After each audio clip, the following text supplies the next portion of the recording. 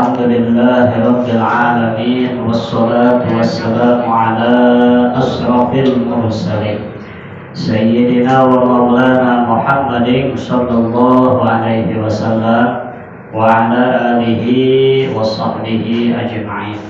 Allahumma ftah alaina bi futuhil arifin hikmataka wansur alaina khazain rahmatika bi rahmatika ya arhamar rahimin. Allahumma nawwir qulubana bi nuri hidayatika kama nawartal arda bi nuri syamsika abadan abadan. Allahumma anfa'na bima 'allamtana wa 'allimna ma yanfa'una wa zidna ilman bi rahmatika ya arhamar rahimin.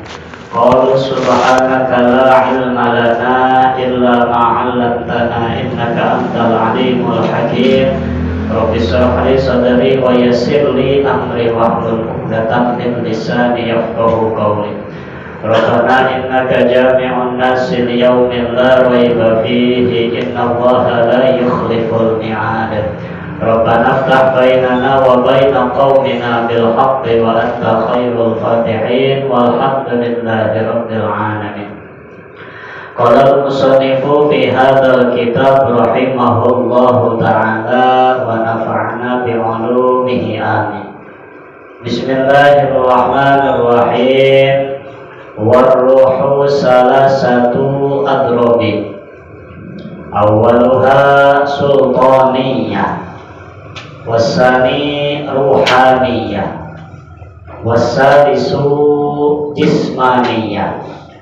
Famawdi'us sultaniyah al-fuadu yakni al-qalbu wa mawdi'ur ruhaniyah al-kabdu yakni as-sadru wa mawdi'ul jismaniyah bainal lahmi wad dami wa bainal 'azmi wal urub.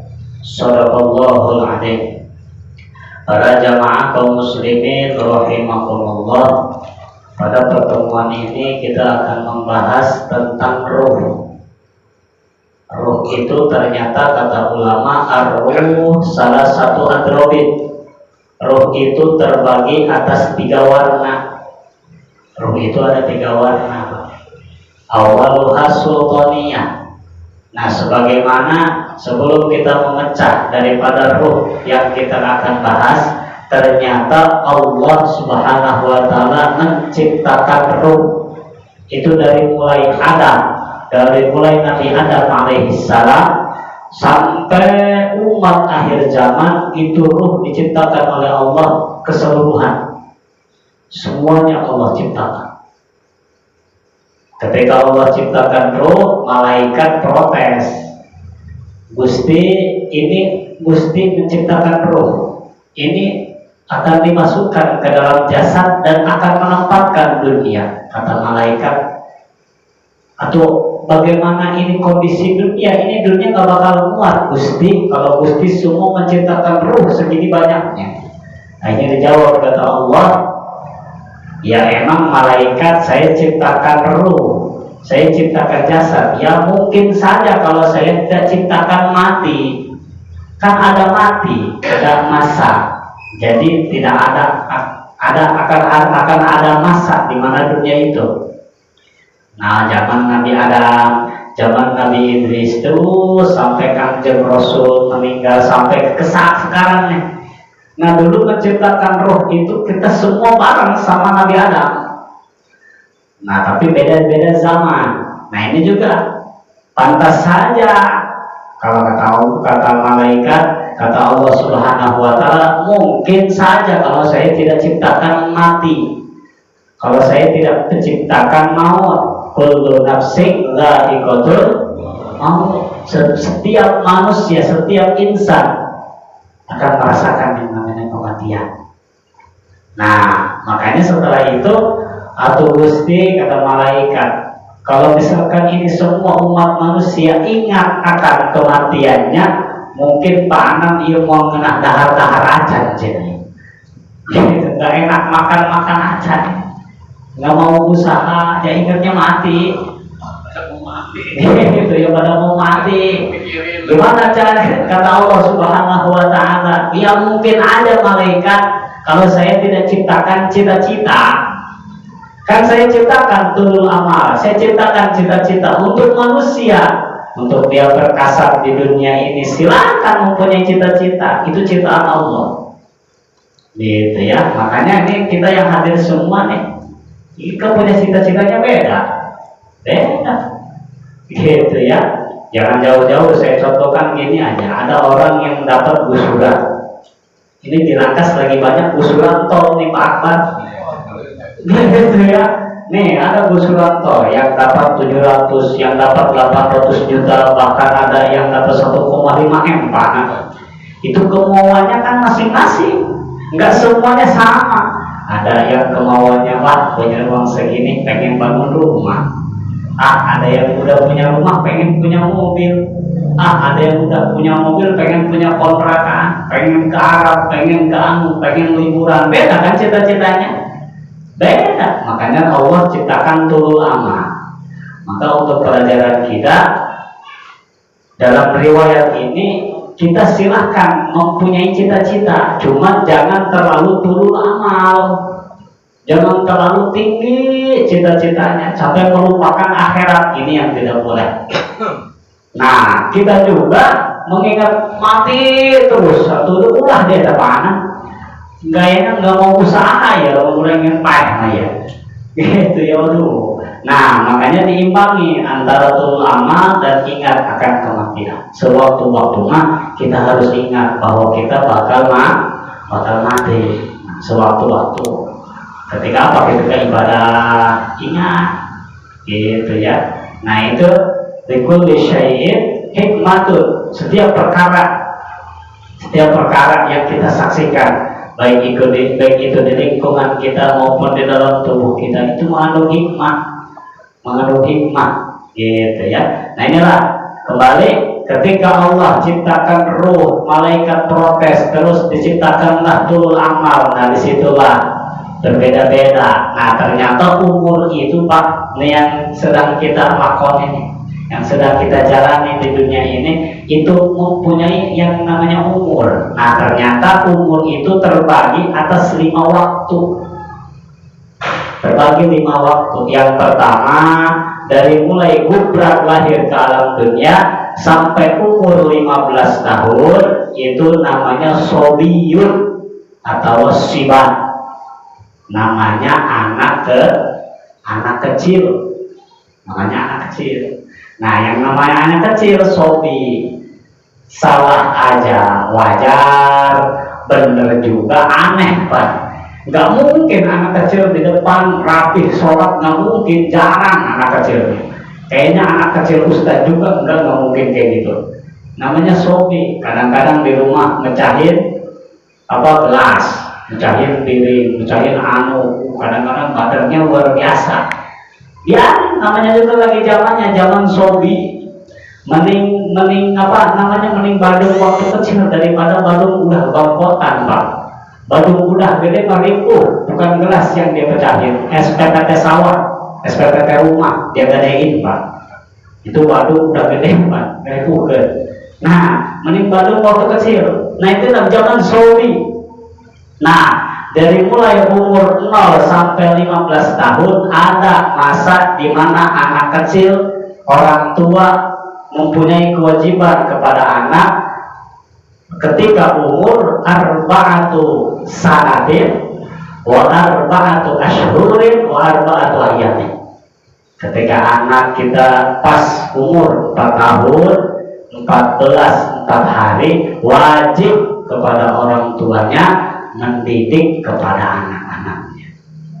Mendidik, gitu ya. Gimana didikan pertamanya? Wajibnya wajib syarat. Kenalkan, tong, neng, ingat ya, kita punya pangeran, kita punya Tuhan, Allah.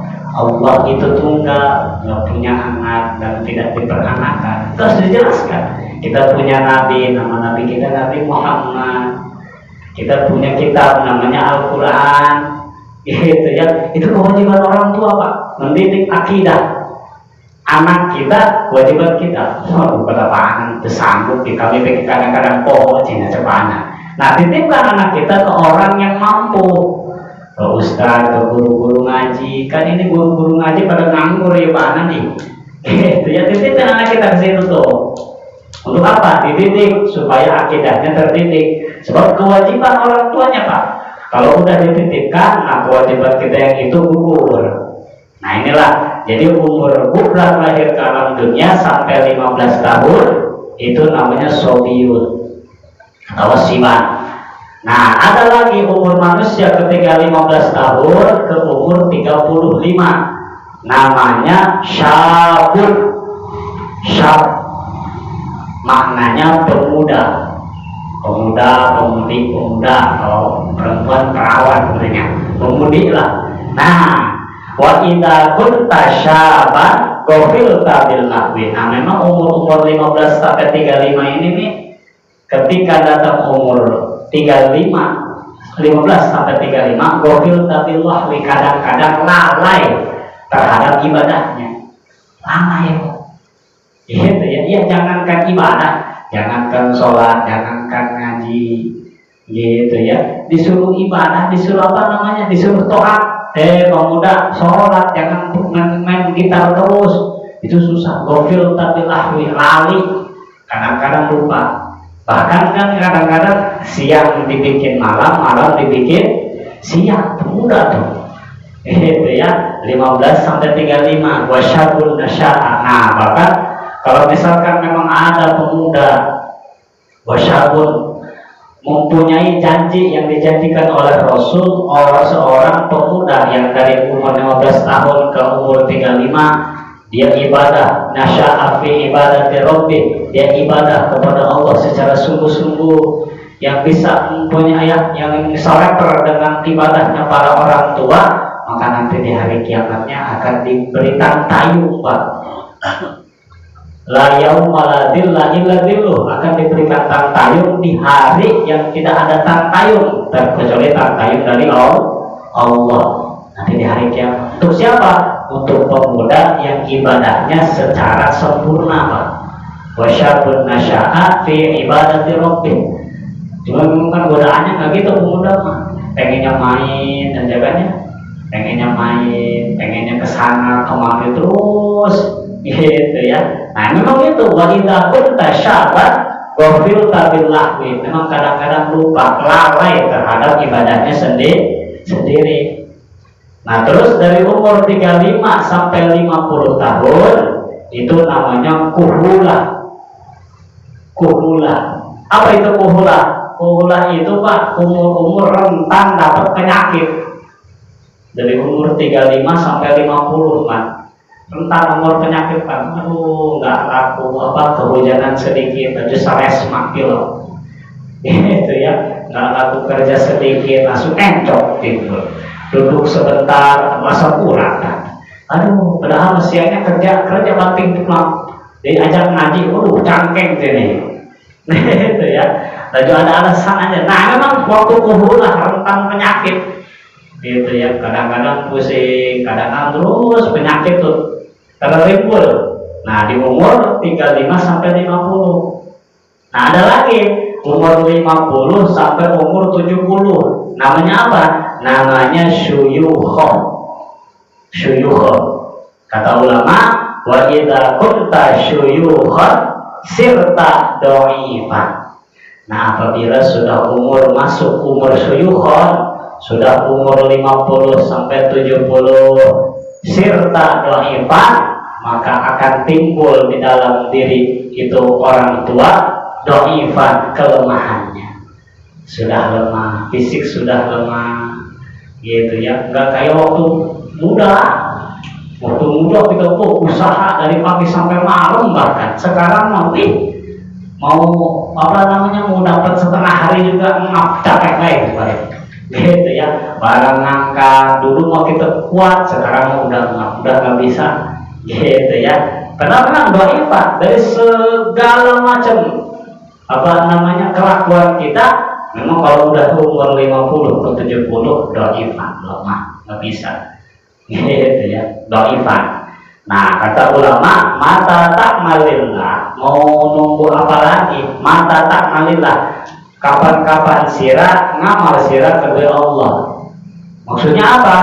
Mau kapan lagi kamu mengamal lillah, ibadah kepada Allah. Nah, yang terakhir dari umur 70 sampai maut, sampai meninggalnya. Nah, itu namanya kibar. Yang udah umur 70 sampai ke atas sampai mautnya, itu namanya kibar. Nah, ini kibar dekat ke kubur. Kibar itu dekat kubur. Nah, udah waktu-waktu harus ingat, itulah kata istilah orang tua dulu, udah apa namanya, dekat ke depan jauh ke belakang. Intinya udah itu waktu-waktunya udah harus apa namanya, mengkhususkan ibadah kepada Allah. Jangan lagi mengejar dunia. Gitu ya. Nah, inilah kembali, ternyata ruh itu ada 3 warna. Yang pertama sultaniyah. Dari mana itu tempatnya sultaniyah? Al-fuadu, yakni al-qalbu. Ada ruh namanya sultaniyah, tempatnya ada di dalam hati.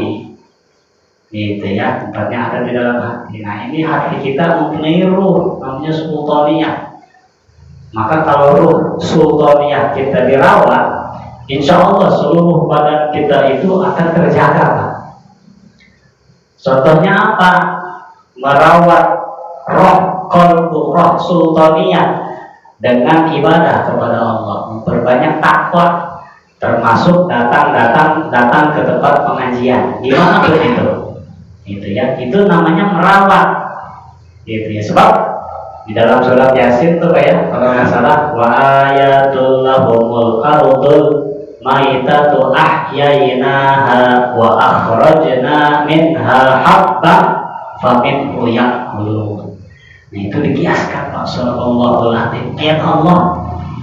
Dikiaskan, Allah mengkiaskan perkara dunia untuk menjadikan pelajaran kepada kita. Apa? Wa ayatul lahumul ardu.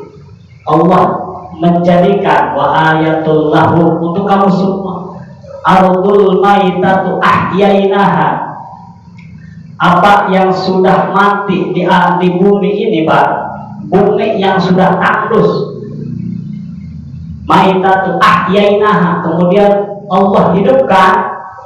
Maksudnya apa? Gitu ya. Allah hidupkan daripada tanah yang sudah mati, ahyainaha, dari bijil dari tanah tersebut menjadi tumbuh-tumbuhan habban. Nah, begitu pun dikiaskan di dalam hati. Hati kita juga ada tandus, ada subur. Nah, ini meskipun tanah itu, Pak, meskipun itu tanah, kita pakai pupuk yang sangat mahal, kita tanam dengan biji-bijian yang super poslen, bahasa kasma. Tapi kalau tanahnya tandus, nggak bakal jadi. Nggak bakal jadi. Berarti hal pertama yang harus kita garap yaitu tanahnya. Tanahnya itu kita garap. Tanahnya kudu kita apa namanya, basuhi, basahi dengan tanah supaya bisa digarap. Nah, sesudah digarap baru ditanam. Habban faminhu ya'kulun. Sesudah digarap, ditanamlah dengan jagung, dengan padi, dengan pohon pisang, pohon mangga dan lain sebagainya. Tumbuhlah. Nah, bisa dimakan oleh kita buahnya. Begitupun ruh sultaniyah. Kalau ruh sultaniyah ini tidak dirawat, tidak dijaga, itu dari ibarat tanahnya itu tandus. Kalau tanah itu sudah tandus, meskipun diberi korea apapun itu yang mahal, nggak bakal masuk, Pak. Sebab apa? Tanahnya sudah tandus. Artinya apa? Kalau hatinya udah keras, diberi mau hidup apapun, diberikan pituah apapun, sedetil dalil yang apapun itu, dia tidak akan masuk. Sebab apa? Hatinya mati. Meskipun kiai kondang yang memberitahunya, kalau hatinya udah mati nggak bakal masuk, Pak. Sebab apa? Tadi dia tidak apa namanya, tidak merawat hati sultannya. Maka alhamdulillah kita nih salah satu perawat rohaniyah, ruh ruhaniyah, yaitu hati. Nah, datangnya ke tempat majelis, ke tempat pengajian. Alaikum bimujalasatil ulama, wastima'i kalamil hukama. Gitu ya. Alaikum, hendaknya kamu bimujalasatil ulama, duduk bareng dengan para alim ulama. Wastima'i, dan dengarkan apa yang diutarakannya. Dengarkan saja apa yang diutarakannya. Fa innallaha yuhyil qalbal maita binuril hikmah. Maka sesungguhnya Allah memberikan cahaya hikmah binuril hikmah. Allah memberikan yuhyil qalba, menghidupkan hati yang telah mati binuril hikmah, dengan cahaya hikmah. Kama yuhyil ardal maitata bima'il matar. Ciplus seperti Allah menghidupkannya tanah yang sudah tandus diberikan hujan, jadi bisa digarap, Pak. Itu pun sebagai gambaran hati kita, gitu ya. Nah maka makmurkanlah majelis taklim dimanapun itu. Supaya apa? Supaya ruh ruhaniah kita terjaga. Kalau ruh ruhaniah kita terjaga, qalbu kita terjaga, insya Allah akan apa namanya? Innallaha qaribun minal muhsinin. Allah akan dekat dengan orang-orang yang apa? Yang hatinya selalu hidup. Apalagi basah, lisannya dipakai zikir kepada Allah, lisannya basah dipakai membaca sholawat kepada Nabi, pakai zikir subhanallah, baca sholawat. Bahkan kan ya, aksiru alayya minas sholati yaumal jum'ah fa inna sholatakum mafrudatun alayya. Kata Nabi, perbanyak olehmu semua alayya minas sholati, membaca sholawat kepadaku. Kata Nabi, perbanyaklah membaca sholawat. Khususnya apa? Yaumal jum'ah, khususnya di hari Jumat. Sebab apa? Fa inna sholatakum mafrudatun alayya, karena sesungguhnya sholawat yang kamu baca mafrudatun alayya, itu langsung sampai ke kuburan, ke makbarahku. Mafrudatun alayya, nyampe langsung ke Madinah. Jadi bapak baca sholawat di kampung Jawa, nggak usah jauh-jauh kita ke Madinah. Baca sholawat di kampung Jawa, insya Allah Kanjeng Rasul melihat, bahkan langsung mendoakan. Alhamdulillah, iman baca sholawat remehnya dibalas langsung, Pak. Itu ya, baca sholawat. Itu ya, sholawat banyak. Kita baca sholawat supaya apa? Yang pertama tadi menjaga hati, qalbu sultaniyah. Nah, wa maudiur ruhaniyah as-sadru. Yang kedua, tempatnya ruh ruhaniyah adanya di dalam dada. Dada. Kalau tadi hati, sekarang dada. Gitu ya, ada di dalam dada. Yang terakhir, wa maudiul jismaniyah bainal lahmi wad dam. Ada jismaniyah, yaitu tempatnya antara daging, yaitu lahmi wad dam, daging dan darah menyatu, Pak. Itu roh jismaniyah. Nah ini yang akan kita bahas di depan. Roh jismaniyah itu, Pak, tersebutnya rawan. Jadi dia bisa pergi, bisa datang. Itu rawan namanya. Sebab di dalam diri kita ada ruh, ada rawan. Kalau ruh, ar-ruh la yadhabu wa la yaji'u. Ar-ruh la yadhabu, dia tidak akan hilang dan tidak akan datang. Kalau ruh udah nempel, dia tidak akan pergi, tidak akan datang. Itu ruh. Berbeda dengan rawan. Kalau rawan yadhabu wa yaji'u. Kalau rawan itu kadang-kadang datang, kadang-kadang pergi. Itu rawan. Nah waktu apa? Wa idza zala rawan namal amru. Bisa perginya rawan idza namal amru, ketika seorang hamba tidur. Nah seorang hamba tidur itu rawannya bisa pergi, Pak. Nah rawan itu membawa roh jismaniyah. Roh jismaniyah itu adanya di daging dan darah, membawa akal. Nah maka kata ulama, kalau kita tidur mimpi kita bisa ke atas langit. Orang yang tidak bisa motor mimpi bisa bawa motor. Orang yang tidak bisa bawa mobil bisa bawa mobil. Nah itu berarti roh jismaniyah dibawa oleh akal, keliling. Maka ada namanya mimpi. Itu mimpi. Itu rawan namanya, Pak, sedang keliling. Gitu ya. Nah maka ada mimpi kalau kita bertemu dengan hal-hal yang kita ketemu sehari-hari. Nah berarti itu rawan sedang keliling. Ada lagi kita mimpi yang tidak kepaham oleh kita. Nah itu rawannya keluar tapi tidak membawa akal. Memang tidak kepaham oleh kita kadang-kadang. Memang lagi sakit biasanya. Mimpi yang tidak masuk akal. Gitu ya, mimpi tidak masuk akal. Nah ada. Nah itu mimpi-mimpinya layak hamu. Nah jadi tidak nama itu. Tetapi wa idza zala ruh matal abdu. Nah tetapi apabila ruh ini sudah hilang daripada jasadnya, berarti matal abdu, meninggallah itu hamba. Mati, tidak ada ruh. Nah itu perbedaannya antara ruh dan rawan. Wa mislul iman baina ruh wal jasad kamisli syamsi baina samai wal ardi. Nah, perumpamaan keimanan antara ruh dan rawan itu bagaikan syamsi, bagaikan matahari yang ada di langit dan di bumi. Nah, saya ingin tanya, itu matahari, langit dan bumi itu masih satu keliling tidak? Masih. Nah, itu juga keimanan itu. Keimanan itu masih antara ruh dan rawan. Nah itu antara ruh dan rawan, cipta seperti matahari antara langit dan bumi. Wa idza matal abdu dhahaba la ilaha illallah. Nah apabila ini ruh sudah keluar dari jasad, maka hilanglah mana? Dhahaba la ilaha illallah. Hilanglah kalimat la ilaha illallah. Ruh sudah hilang dari jasad, itu kalimat la ilaha illallah sudah hilang. Gitu ya. Waya pokok Muhammadur Rasulullah ma'ruhi serta ruh. Nah makanya kalau mau memperbanyak kalimat tauhid la ilaha illallah, mending sekarang Pak, mumpung ruh masih ada di dalam jasad. So kalau ruh sudah Allah ambil atas perintahan Allah melalui malaikat Israil, itu tidak bisa mengucapkan lagi la ilaha illallah Pak. Ya Allah. Gitu ya. Maka perbanyak kalimat la ilaha illallah.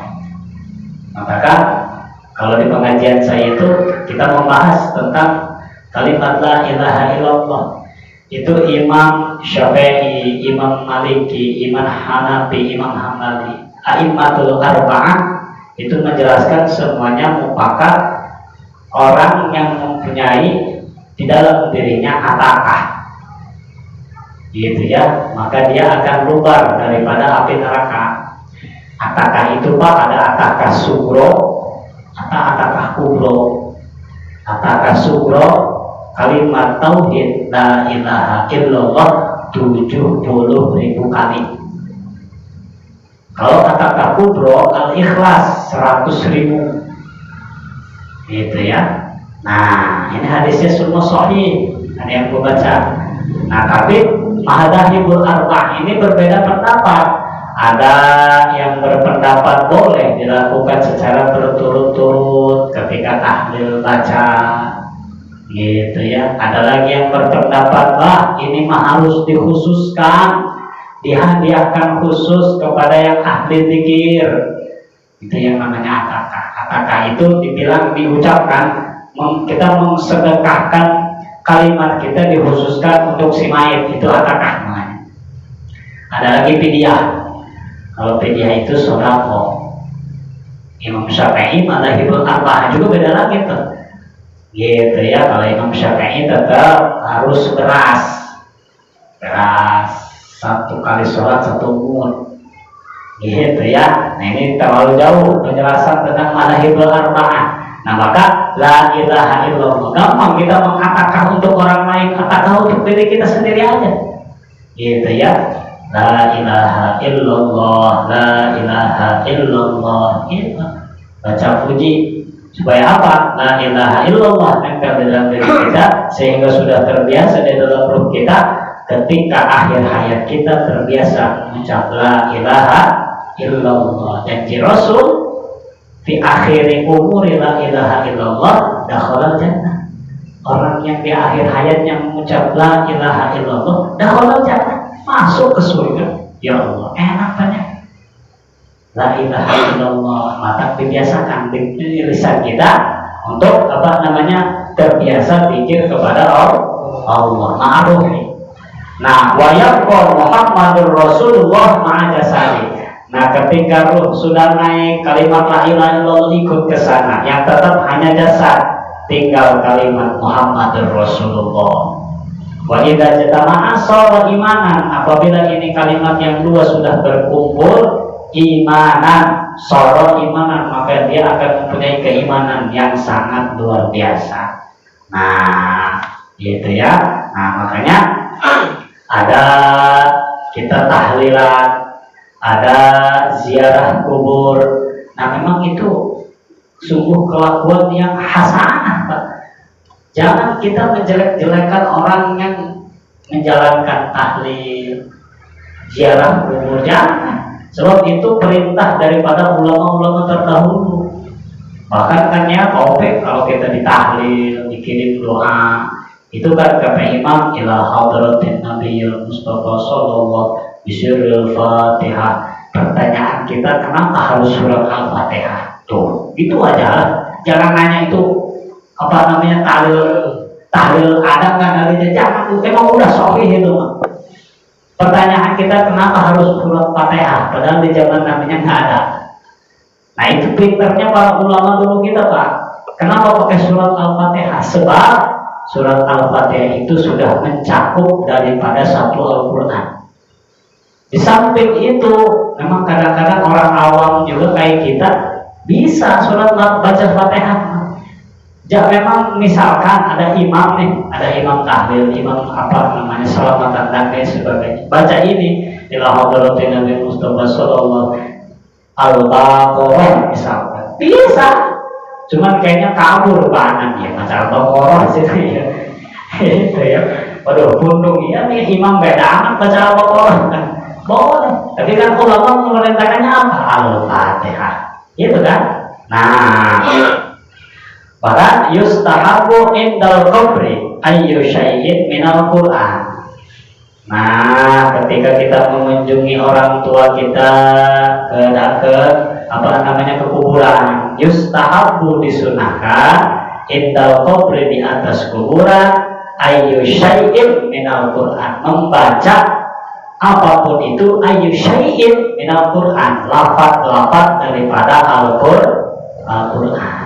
Ketika datang ke depan ke pintu kubur, depan di sekitar kubur, urus salam dulu, Pak. Assalamualaikum ya ahlal kubur darul qaumil mu'minun wa antum lana salam wa ana insyaallah bikum lahiqun.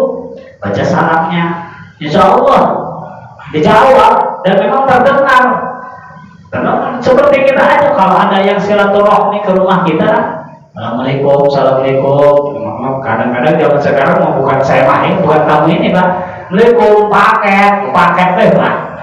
Paket deh, berang penting, Pak. Nah, itu tidak ada kubur juga gitu.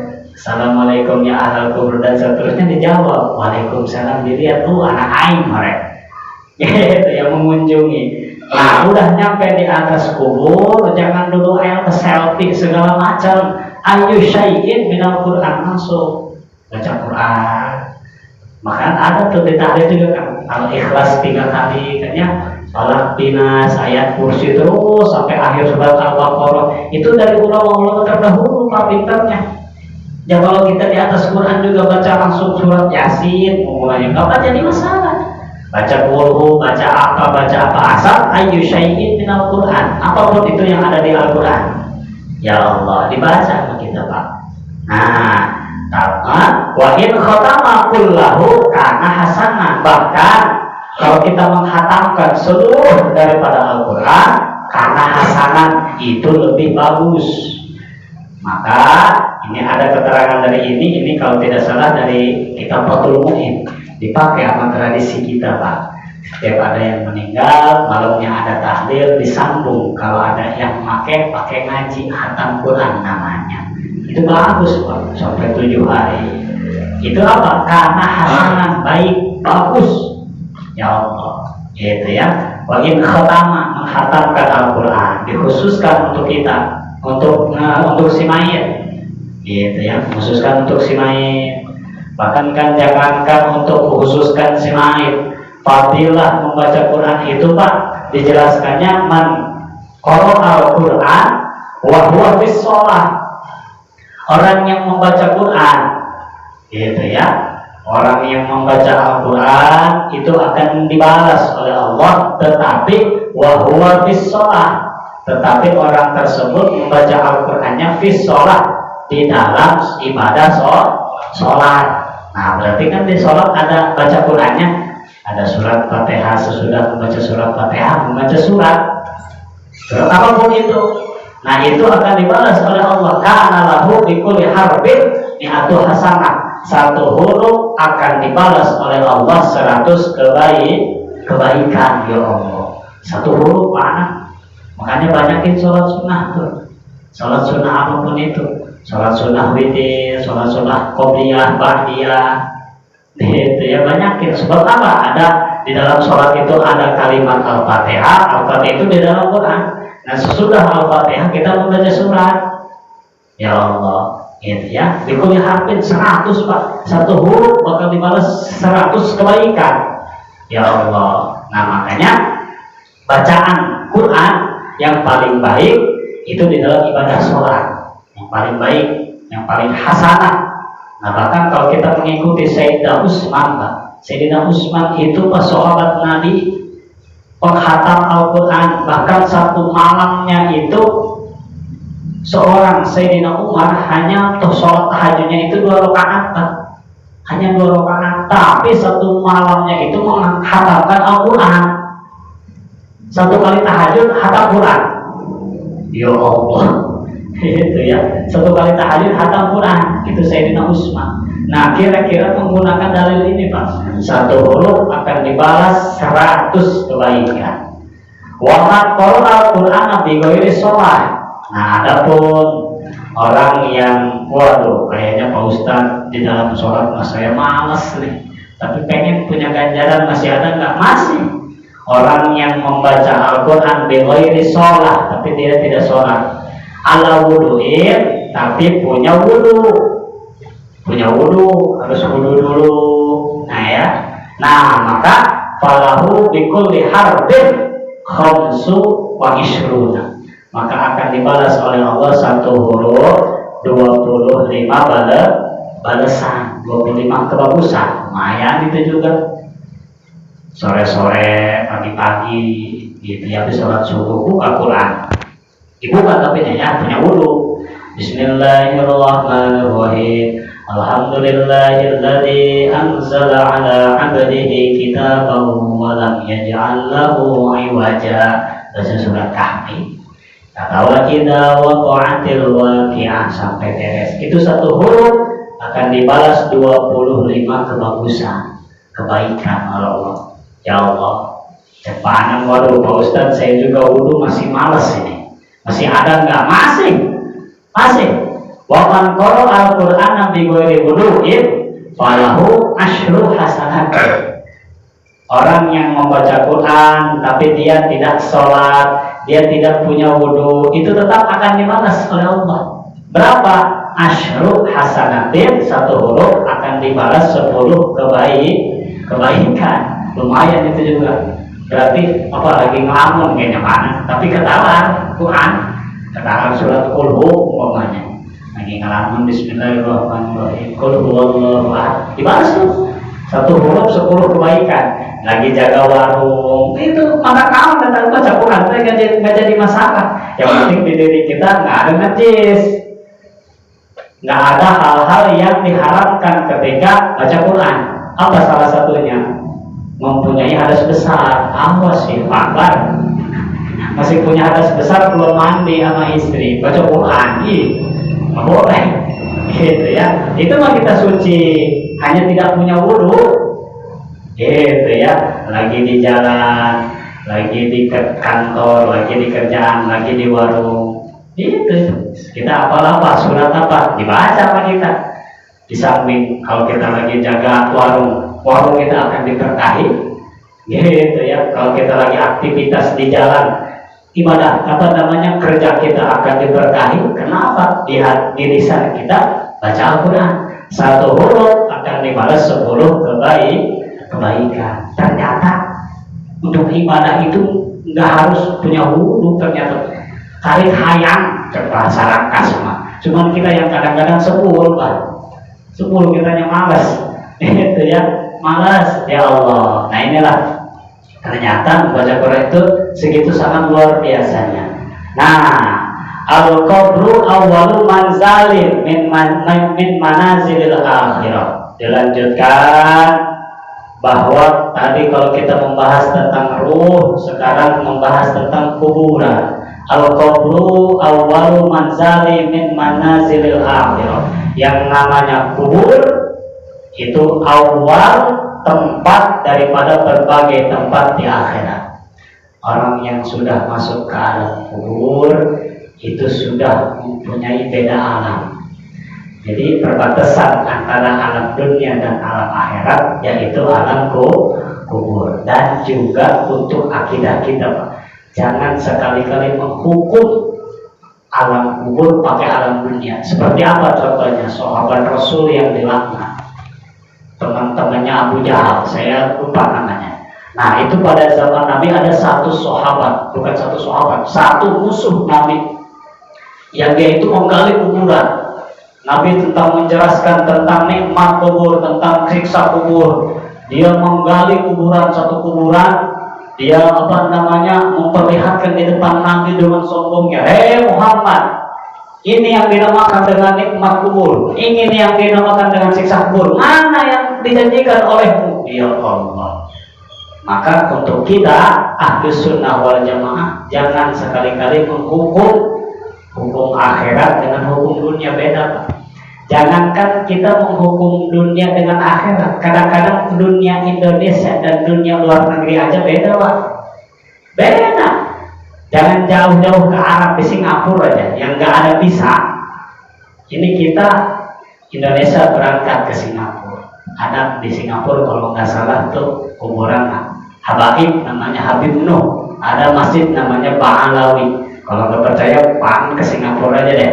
Nggak ada visa itu mah, bisa langsung ke sana. Kayak ke Condet, gitu ya. Nah, udah datang ke Singapura. Kalau di Indonesia kan, habis ke Soekarno-Hatta, habis di bandara keluar, kadang-kadang udah banyak tuh yang ngantri, yang nunggu taksi. Kadang-kadang ojek juga ada. Pak, dia mau kemana? Ojek juga masuk Indonesia. Tapi kalau di Singapura, Pak, ketika datang ke Singapura, nggak ada yang kayak gitu. Kita ke depan, namanya juga orang Indonesia turis, ada taksi lewat kita gini-gini, nggak ada yang berhenti, kita kiri maksudnya yang berhenti, itu taksi nggak ada yang berhenti, padahal nggak ada penumpang. Di Kuwait lah, Bapak mau kemana? Saya mau jarah. Bapak kalau mau berhenti taksi jangan di sini, Bapak sampai sampai lama di sini juga nggak bakal berhenti di taksi, harus ada haltenya. Ya Allah. Segitu masih di alam dunia. Kalau kita kan taksi tinggal di Kuwait aja, Kuwait terus transaksi udah berangkat. Ternyata di Singapura itu beda, Pak. Itu jangankan alam akhirat, masih alam dunia aja, Pak. Dunia Indonesia dan dunia Singapura itu hukumnya sudah beda. Itulah perbedaan, gitu ya. Contoh kecil antara perbedaan hukum alam banyak. Nah inilah ternyata di alam kubur itu min manazilil akhirah, dari berbagai macam tempat-tempat di akhirat. Nah, maka apa kata ulama? Nah, kata ulama, man arada minkum safaran min asfali dunya la yamshi bila zalim. Nah, untuk perkiasan antara arada minkum safaran, kalau kita bertujuan ingin berjalan min asfali dunia, kita berjalan di alam dunia, mau jalan-jalan lah istilahnya ya, kita mau jalan-jalan di dunia aja, kalau la yamshi bila zalim, kalau tidak punya bekal makanan, itu kira-kira sampai nggak sama tujuan kita? Nggak nyampe. Itu dunia, Pak. Kalau kita pengen ke satu tujuan, tapi kita nggak punya bekal, nggak bakal nyampe.